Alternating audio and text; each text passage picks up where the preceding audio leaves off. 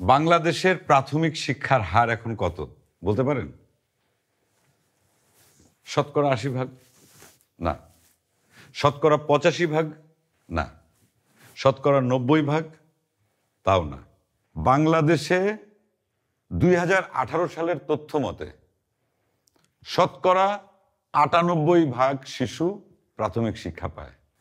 ১৫ থেকে ২০ বছরের মধ্যে শিক্ষা ব্যবস্থার আমূল পরিবর্তন ঘটে গেল। এই পরিবর্তন কিন্তু শুধুমাত্র সংখ্যায় নয়, শিক্ষার মানের ক্ষেত্রেও ঘটেছে। আর এই কাজে বাংলাদেশ প্রাথমিক শিক্ষা বোর্ডের সাথে এক হয়ে কাজ করেছে জাইকা, সেই ২০০৪ সাল থেকে। জাইকা কি কাজ করেছে, আমাদের এই শিক্ষা ব্যবস্থার পরিবর্তনে কি ভূমিকা রেখেছে, চলুন দেখে নেওয়া যাক।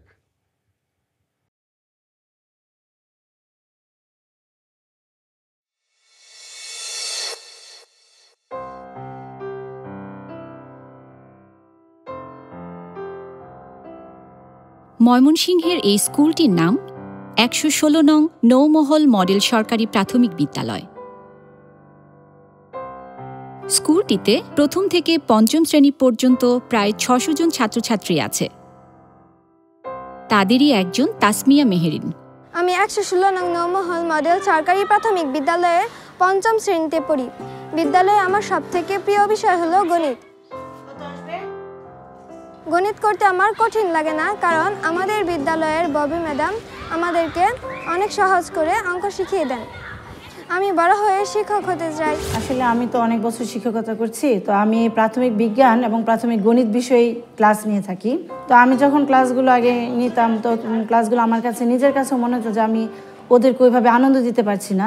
আমার ক্লাসগুলোতে যেভাবে দেওয়া দরকার, ওরা কি করে এগুলো সহজভাবে আনন্দের সাথে নিবে, তো এগুলো আমার কাছে একটু কঠিন লাগতো ব্যাপারটা। তো হঠাৎ আমরা যখন ট্রেনিং নিলাম জাইকার কাছ থেকে, ওরা যে কোনো বিষয়কে খুব সহজে এবং সহজ উপকরণ দিয়ে সহজভাবে কীভাবে কী টেকনিক অবলম্বন করলে আমার ক্লাসের প্রত্যেকটা শিশু আমার পাঠে মনোযোগী থাকবে এবং ওরা আনন্দের সাথে বিষয়বস্তুগুলো গণিত বলেন এগুলো নিতে পারবে, সেইগুলো ট্রেনিং আমি পেয়েছি জাইকার কাছ থেকে। টিচিং প্যাকেজ যেটা করা হয়েছিল সেটা আসলে স্মল গ্রুপ প্রথমেই যেটা করা হয়, সেখানে টিচারদের ইন্টারভিউ নিয়ে, টিচারদের মানে সাপোর্ট নিয়ে, তাদের পরামর্শ নিয়ে জটিল বা অপেক্ষাকৃত কঠিন যে বিষয়বস্তু সেগুলোকে বাছাই করা হয়। জাপানি সংস্থা জাইকা ২০০৪ সাল থেকে বাংলাদেশ প্রাথমিক ও গণশিক্ষা মন্ত্রণালয়ের সাথে মিলিত হয়ে প্রাথমিক শিক্ষা ব্যবস্থা উন্নয়নের উপর কাজ করে আসছে। বিজ্ঞান ও অঙ্কের মতো কঠিন বিষয়গুলোকে সহজবোধ্য করার জন্য শিক্ষকদের জন্য টিচিং প্যাকেজ তৈরি করা, প্রশিক্ষণ দেয়া, পাঠ্য বইয়ের মান উন্নয়ন করা এবং লেসন স্টাডি তৈরি করার মাধ্যমে প্রাথমিক শিক্ষার গুণগত মান উন্নয়নের উদ্যোগ নেওয়া হয়। এই অনুযায়ী অন্যান্য শিক্ষকগণ একজন শিক্ষকের পাঠদানের সময় উপস্থিত থেকে পারস্পরিক মূল্যায়ন ও সহযোগিতার মাধ্যমে ভালো শিক্ষণগুলো আয়ত্ত করতে পারছেন। জাইকার পক্ষ থেকে প্রাথমিক শিক্ষার বিশেষজ্ঞ হিসেবে ১৯৯৯ সাল থেকে যুক্ত আছেন জনাব কেন ইচি তানাকা। 役割は日本がどんな初等教育に対してどんな貢献ができるかっていうことを教育省とか初等教育局の人たちと話をしながら、プロジェクトを最終的に作っていくっていうような役割だったんですね。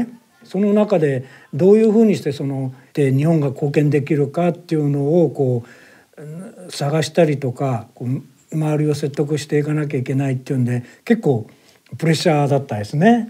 আগে আমি শিক্ষক সংস্করণের ব্যবহারটা আমার কাছে অনেকটাই কঠিন মনে হতো। পাঠ পরিকল্পনা তৈরি করা সম্পর্কে খুব একটা আমি জানতাম না, অনেকটাই প্রবলেম ফেস করতে হতো। 先生たちになんていうんですか、指導書みたいなのを作って、それに従って教えていけば暗記するだけじゃなくって子どもたちが理解してもらえるような児童中心の授業とかそういうようなところへ到達していくんじゃないかっていうようなことで指導書みたいなのがティーチングパッケージだったんですね。লেসন স্টাডি, যে আসলে লেসন স্টাডির মাধ্যমে জাপান আজকে এত উন্নত, তাদের বিশেষ করে প্রাইমারি এডুকেশন এত উন্নত করতে সক্ষম হয়েছেন, সেই লেসন স্টাডি আমাদের দেশে আমরা পাইলটিং করি। ティーチングパッケージとかそれから授業研究をやっていきながら少しずつその信頼をどんどん得ていくっていうところで、カリキュラムについていろいろ調査をしてこういうところに課題があるんじゃないかっていうことで報告書ができました。カリキュラムに対する日本の態度というか信用を得ていったっていうところがあるような気がします。この信用を得るっていうところがすごく大事ですよね。একটি জাতির সার্বিক ও টেকসই উন্নয়নে তার মোট জনসংখ্যার মানসম্মত প্রাথমিক শিক্ষা লাভের গুরুত্ব অপরিসীম। 1990 সালে যেখানে বাংলাদেশে প্রাথমিক স্কুলে ভর্তির হার ছিল 7.5%, সেখানে 2018 সালে এই সংখ্যা এসে দাঁড়িয়েছে 98%। এ প্রকল্পের আওতায় তৈরি হওয়া টিচিং প্যাকেজের মাধ্যমে এখন পর্যন্ত সারা দেশে হাজার হাজার স্কুল শিক্ষক শিক্ষিকা প্রশিক্ষিত হয়েছেন। 60,000 স্কুলে পরিশোধিত পাঠ্য বই দেওয়া হয়েছে। বিপুল সংখ্যক শিক্ষক শিক্ষিকা এবং প্রায় 4 কোটি ছাত্রছাত্রী এই প্রকল্প থেকে লাভবান হয়েছে।